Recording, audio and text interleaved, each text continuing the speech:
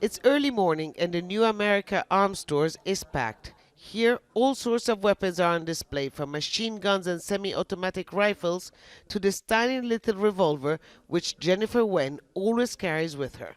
And it's very small. As you can see, it fits in the palm of my hand. We wouldn't typically consider this a caliber that you would use for self-defense. You'd want something more substantial. However, a bullet is still a bullet, and if this discharges to someone, it will cause damage, and depending on the shot placement, it could cause lethal harms. Americans purchased more than 17 million firearms in 2020, a record number. The spike in sales started during the coronavirus pandemic and continued to rise during the Black Lives Matter protests over racial injustice. The November election has further divided the country, with both Republicans and Democrats suspicious of each other more than ever. There are those politicians who basically, if you boil it down, really want control. And so we know historically that control cannot be achieved without disarming a population. There are many examples of that worldwide. And so we're seeing the extreme left want to disarm the populace. And the whole point behind it is for control. That's the truth of it. Nobody wants to admit that. Robert Lewis thinks this is a defining moment in the history of the United States. You can see already in American politics that there's a shift.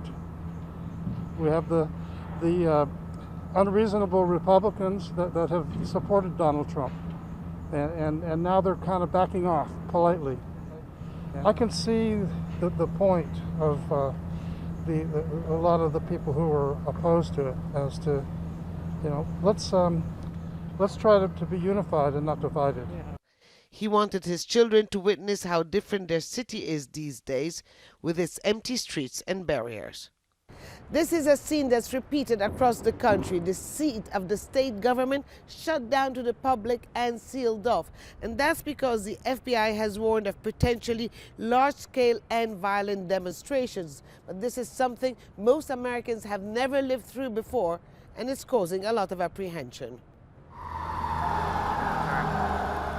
One block away, a bomb scare at the Virginia Supreme Court building. Authorities sealed off the area, but no explosives were found. Just an example of how the country is on edge. The city council has banned firearms at demonstrations. Many say their rights are being stripped away and vow to rally in support of the Second Amendment in the days leading up to the inauguration of Joe Biden. With the country deeply polarized, the image of public parks and buildings closed is one of a nation in fear of itself. Hoda Abdel-Hamid, Al Jazeera, in Richmond, Virginia.